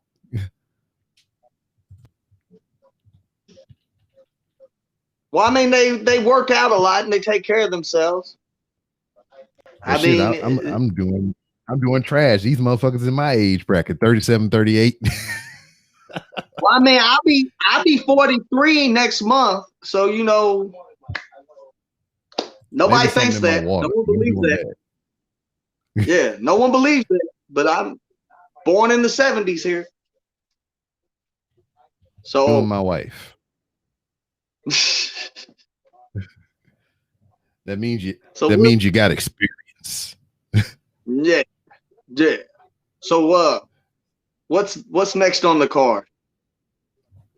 Oh, anyway, we had Hiromu and freaking Ishimori, but like I said, he's New Japan baby. He's their superstar or whatever. He won Best of Super Juniors. He freaking retired Liger, and he's the freaking junior heavyweight champion. And he's also made the Emancipation Proclamation that he wants to main event a Wrestle Kingdom with the IWGP Junior Heavyweight title because it's never been done, and he wants to be the one to do it. I don't think he's physically capable of putting on the type of match that would have to be put on. Hey, man, as long as the story's there, it'll write itself. I like I said, my opinion, if you're hoping any of those, he might surprise you. I'm just praying that if he does surprise me, he doesn't do it and end up in a fucking wheel. Yeah. You and me both. Yeah, that's my thing. All right, so last match on the card, rounding out at 48 minutes and 5 seconds, and it's Kota Ibushi versus Jay White for the IWGP Heavyweight and IWGP Intercontinental Championship. Yeah. Let's go. 5-star match. It was real good. It was a top-notch performance by Jay White. I think even though this was Kota Ibushi's story, Jay White wrote the soundtrack. He wrote the score for the movie. He did very well. I mean, he did his Jay White shit and then some. Yeah, Jay White really stole the show here, even though it was Ibushi's night, like you said. And like I said, with that post interview, the way he sold that, it just I wouldn't have been surprised if he won the match, but I was glad Ibushi's going to get that run with the IWGP World. You're exactly right. But good gosh, man, did Jay White show his ass or what? He had a brilliant wrestling match, and the pace of this match was perfect. It was an ideal, perfect paced match. It was a good, solid wrestling match. And I heard people shitting on it saying, oh, well, we expect this at Wrestle Kingdom. We expect this. We expect that. Dude, you just started watching New Japan, and you're expecting this and expecting that. And that goes into what I was saying. Don't judge all match main events off of the shit that you've seen at Wrestle Kingdom 9 or Omega versus Okada. Those are once in a lifetime type shows or matches. This was still a good 5-star solid wrestling match. It told a story, had psychology, great moves. It was a perfect match. There was nothing wrong with this match. You could not name one thing wrong with this match.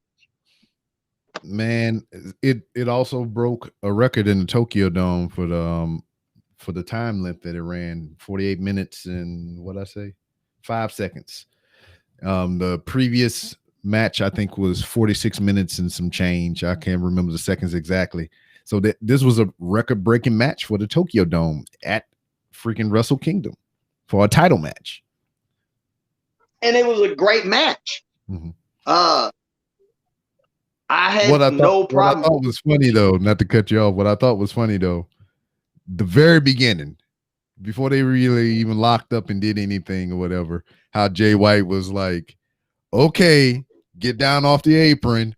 Don't you touch him. Don't you do anything. Yeah, he did that. They played off the fact that couldn't nobody make any noise. That shows good psychology. Yeah, I'm agreeing with you, and I wanted to bring that up, and I'm glad you said something about it. The mic work and camera work for this show played into this story just perfectly, because you can hear everything when they wanted you to hear it. You can even hear the freaking tights rubbing across the vinyl of the mat and shit.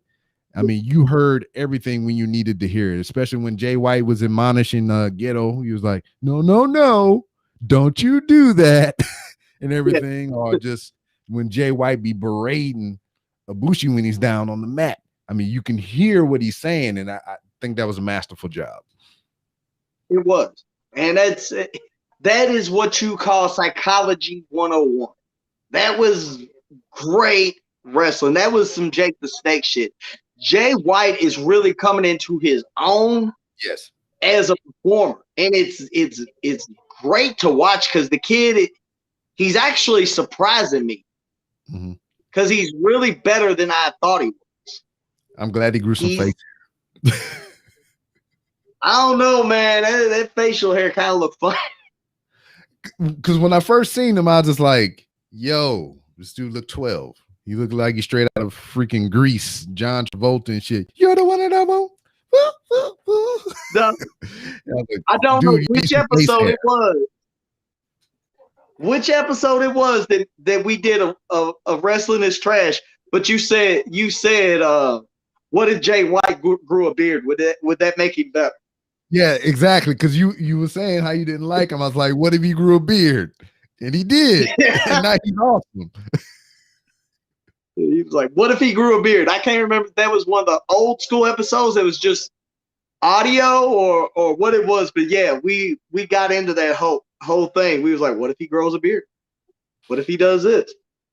And now, this kid, and he's a kid. And I mean, he's came into his own to where now he's got this pace prowessness in the ring where he knows when to do what and when to pull off the big move or the light move. He plays on the psychology that's Jake the Snake-ish. I mean, he's got years old. Yeah, and he's got the fucking it factor. This kid is something special. I would not be surprised if Triple H's booty gets moist watching this kid. I mean, gosh, this kid's a fucking star. I mean, it's like there's nothing really inconsistent about his character. His character from day one has been somewhat of this iteration that you see now. Is he came in and he was already bucking the system. He was like, I don't believe in factions right off the bat. And then he kind of was teetering on getting in with Chaos. And then when he got into Chaos, he started to tear Chaos down from the inside, talking about why, since Okada's the champion and he's in Chaos, why does nobody in Chaos challenge Okada? Yeah. He was like, he was really against that type of hierarchy in these the freaking factions and whatnot. So he went into Chaos and tore that down from the inside. He made the transition to Bullet Club because at the time he thought he was going to run the Bullet Club.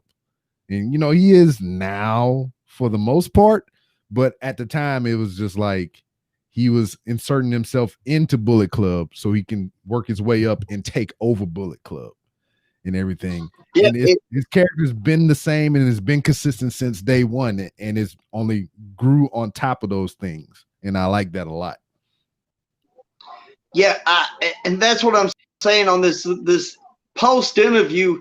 It's almost like they're building him up to do more. He's got that. He can take them to a higher level. He really can, and it's because of his mic skills. And you can't name nothing bad about this dude's game. Now it looks like he's purposely cut about 40 pounds. But I mean, he's still a big guy and lean muscle.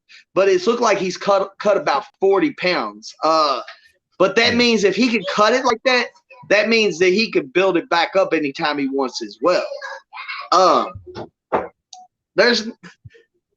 You could watch this match and not find a flaw in this match. There's not a flaw in it. It had comedy, psychology, good wrestling, great storytelling. The good guy comes out on top, but then the bad guy is revered for his heart and does a post interview where everyone starts to like have an emotional connection with him. Got simpy.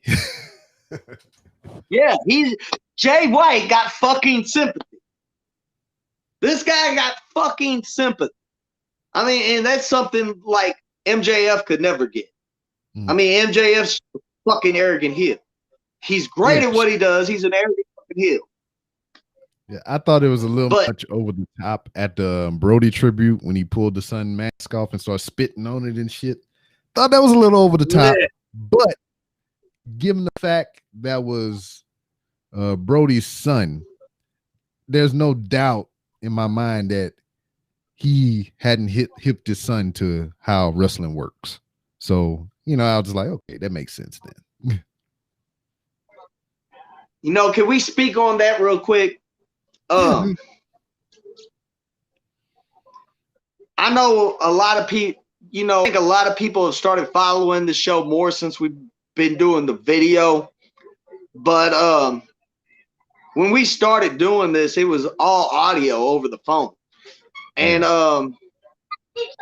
if you ever watched, I mean, ever listened to those, I had been singing the praises of Brody Lee for years and years, ever since he was in the Wyatt family. What do you need to tell me?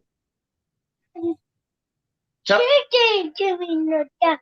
You give me that. Wait until I'm done. Okay. All right, bye. When he was Luke Harper, I'd been singing his praises for years.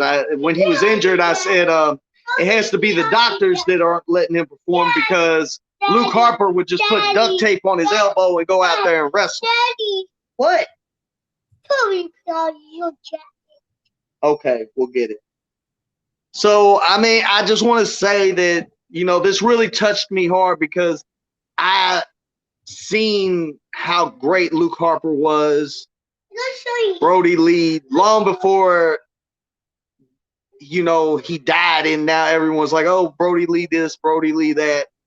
I've been on this guy saying he was a superstar for years, and I marked out when he won the IC title, and I think we did the show when he won the IC title, and I said it was about damn time. Yeah. And, I think even then we talked about he could have been freaking heavyweight champion.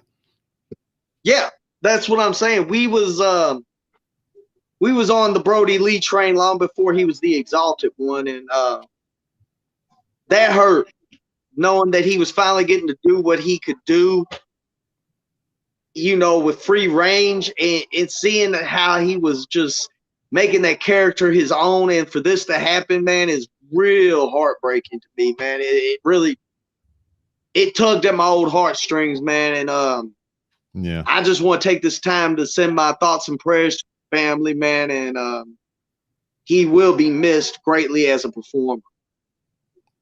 Yeah. Did you on that same note, did you hear the speech that what's his name? Eddie Kingston. Yeah, the Eddie Kingston speech backstage. That was fucking phenomenal as well. Another great talker that I kind of fell into. I've heard and seen Eddie Kingston, but I never really heard that dude talk until he popped up on AEW. And I'm just like, I'm sad for all the shit that I missed. Yeah, because he's got the gift of gab. He's a brilliant. I just thought he looked brilliant. Weird. Because like I said, I only seen him in pictures, and I seen a couple of clips of him wrestling. I was like, this dude looks weird as fuck. And then I actually got to hear him talk. Oh my God. Oh my God. He's got it. He's got it. He's got it. He don't even have to wrestle. That dude just come ringside and talk all day. And I'm just like, I'm with this. We can have a promo on the pole match. Just put Eddie Kingston in it. That's my new gimmick. Promo on the pole match. Pole. But yeah, man, that sucks. It kind of sucks to think about your boy. But Jay White, he got it.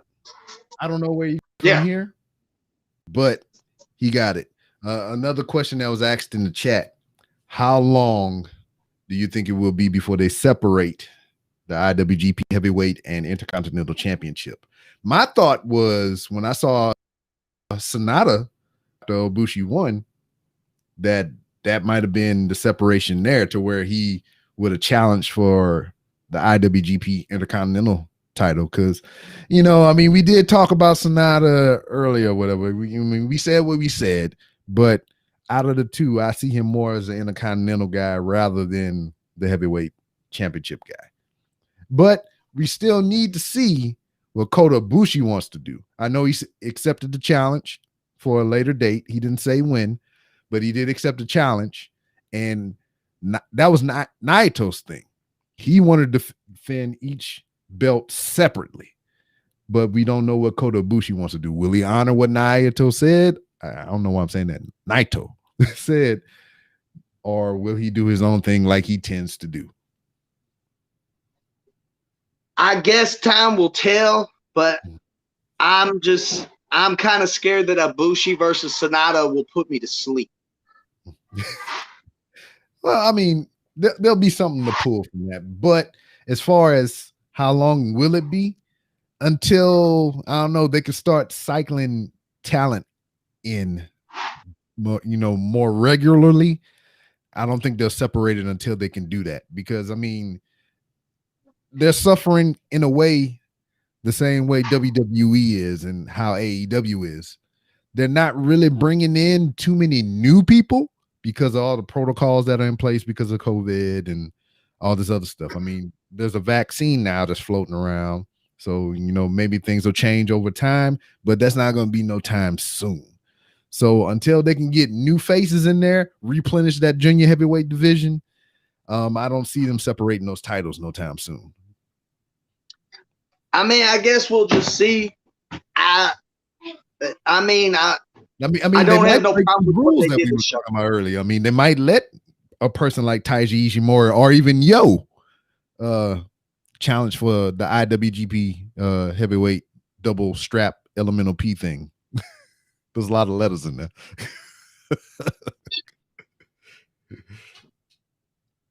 So I would rather see Shingo versus Ibushi for the world heavyweight title. Yes. And we talk about people that could carry the heavyweight strap. I mean, regardless of it being, IWGP and heavyweight, but just the heavyweight title as is, I'm rooting for Shingo. If there was some kind of microcosm or way that Yo can get in there, or Show, which one? Show is the blonde one, right? Show is the one that's not injured. Show. If Show could kind of somewhere just like, I don't even mean just have a match. It doesn't necessarily have to be for the title, but I would like to see him fight some of the main eventers, some of the heavyweights and whatnot, because Show has it. He really does. There's something about that dude. I'm like, man, he got star written all over him, but it's just one of those things like Taiji Ishimori. It's the height and weight thing, man. I mean, I guess good gosh, man, Kobe's back there snoring. I didn't know what that sound was. My dog back there snoring. We'll just have to wait and see what they do, man. I'd like to see those titles separated, though. And like you said, I mean, I wouldn't have a problem with Ishimori winning the IC title. No. I mean, I'd like to see Shingo go for the world title. I mean, and Shingo's a legit heavyweight. I mean, and then if we get this super show, like, how fucking awesome would it be if they had a super show where Omega defended the AEW title against Ibushi's IWGP title? That would be stupendous. We got another question here. What do you feel like it was maybe a year too late that they pulled the trigger on Bushi, Kota Ibushi, for him to put the strap on him? And it goes back to what I was saying earlier. Whatever, it's just like it was trust issues, man. Trust issues. Yeah. He wasn't a product of the New Japan dojo like we were speaking about earlier. I mean, he made his name somewhere else and worked his way into New Japan. So it was just like, this dude is a fucking flight risk. We don't know if he's going to be here today and gone tomorrow, and we don't want to, put too much stock in him. But he's committed to the company now, and he's affirmed that he ain't going nowhere. So the timing is right in comparison to that. But he should have been champion a long time ago. Yeah, they got to understand like the issues that New Japan has had before with doing with like they put the belt on Brock Lesnar and he basically held it for ransom. I mean, they've had some issues there, man. I mean, once you have your title held for ransom in another country, I mean, not saying that isn't what Moxley's kind of doing, but I mean, you know, it puts a sour taste in your mouth. You don't want to put your title on your, you know, that's basically when they give someone the world title, he's representing everything about that company. He is the standard bearer for that company. They don't need that title, you know, showing up in another place. And they want that title defended. Yeah. Yeah. And so it kind of in those ways that like how you're talking about with him in that title it's kind of the same way for Mox and his title. I mean, it was different circumstances for him because, you know, he left WWE and just started signing contracts and wasn't even reading the fine print. He was just like, fuck it, I want to go wrestle everywhere. I do what I want, you know, and AEW being the company that they are, they upheld their end of the bargain. It's like, all right, you got a contract with them. We understand that. We need you here to do this and do this and this.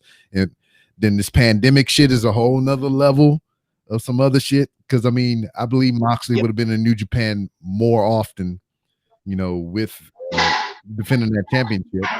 And then it kind of got stuck on him because of the pandemic. So he couldn't go back and forward and whatnot. Then they had the weird thing about they took it off of him. They put it on Lance Archer. Then Lance Archer wound up leaving, put it on Juice. Juice lost it back to Moxley, which I thought it was a weird thing to do given the circumstances beforehand.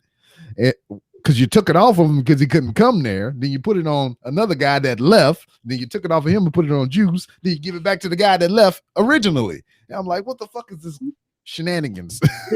You know? Yeah, shenanigans. So, I mean, major shenanigans. So now I don't even, it's up in the air now. I don't even know what to think about him and Kenta. It's going to be an interesting match. I won't say it's going to be a good match. It's going to be an interesting match. And are they going to take it off him and put it on Kenta, who's also doing New Japan USA? So it's just weird. We'll see. That's all I can say. I'm a little confused about it myself, man. I'd like to see them build New Japan USA up more using that US title, honestly. Like, just like the US title is only defended on US soil, except for like at Wrestle Kingdom or something like that. And like build a company brand around that, because New Japan has got a fan following here in the United States, and they want to see that specific style of wrestling. Yeah, and they got a foothold here in the United States as well. They got a dojo in Los Angeles. They got New Japan Strong, which is American talent. And from what we've seen on the freaking Wrestle Kingdom commercials and shit, that they're going to be on American television here pretty soon in 2021. Yeah. So I mean, we'll see what happens. I just pray that they don't ruin. I pray they don't try to Americanize their product just because they think it's going to help them grow, because we got enough sports entertainment here. Well, what I'm thinking it is I mean, if we are, you know, thinking that they're going to do this gigantic super show with all these different cross promotion things or whatever, them having a stronghold in the United States would kind of foster that. So not necessarily all their talent doesn't have to always go to Japan or whatever. They have a stock of talent and crop of talent in the United States, and that'll be kind of easier. So, you know, who knows how this pandemic shit gonna work out, or this coronavirus shit. If you got a stock of New Japan talent that's already in the United States, they ain't got to worry about going through customs and quarantining and doing all this other shit, because they have all the protocols in place here in the United States, and it would make those crossovers a hell of a lot more easier to do. So, I mean, it's different aspects or whatever. I mean, we don't work backstage, but just looking at the pieces that are falling into place, I mean, it kind of suggests that in a way. Yeah, we're not up here claiming to be insiders and dirt sheet readers, you know. The only thing I'm inside is my office and in my wife. So yeah. Damn right. Damn right. And I'm gonna be inside this damn bed as soon as I'm done with this podcast. So we ain't no insiders and we ain't just going up dirt sheets and shit. We are actually giving our opinions on wrestling, whether you like them or not. And because so is regardless EJ. of the fact, I mean, wrestling journalism and dirt sheets and all this other stuff, it's just opinions anyway. I mean, it's just opinions. So what was your favorite part of Wrestle Kingdom there, young man? Tell Did me. you watch it? I want to kill. Okay. But yeah, man, I think we covered the whole thing and whatnot. I appreciate everybody that tuned in and stopped by and said hi and left some questions and whatnot. Well, we're gonna go ahead and put a pin in it. So you got anything to plug there, Anomaly? You get, where everybody can find you on the interwebs? Just look for me on Twitter at Anomaly49 because I ain't accepting Facebook friend request or Instagram shit right now. That shit's filled up. What? And then I'm not surprised, but in all this glory and fashion, chat box is always showing up when the stream is ending. Anytime I'm getting ready to end the stream, that's when the chat box show up. I see you down there. I got to hit the horn for you. Every time. I'm like, hey, man, we need to shut this shit down. And he'd be like, here you come with his damn referee emoji and shit. Matter of fact, here you go. I'm going to put it up on the screen. There he is right there. Don't even put the emoji up. It's a football touchdown. But anyway, I still appreciate you stopping by. You're awesome. Yes, sir. They do movie reviews over there on their Twitch. So follow them on twitch.tv/the chat box. Watch movies with watch play games on Saturday. Myself, an Anomaly that's getting his Wrestle Kingdom beat down from his kid. We'll bid you Strong style, baby. and we'll see you next time.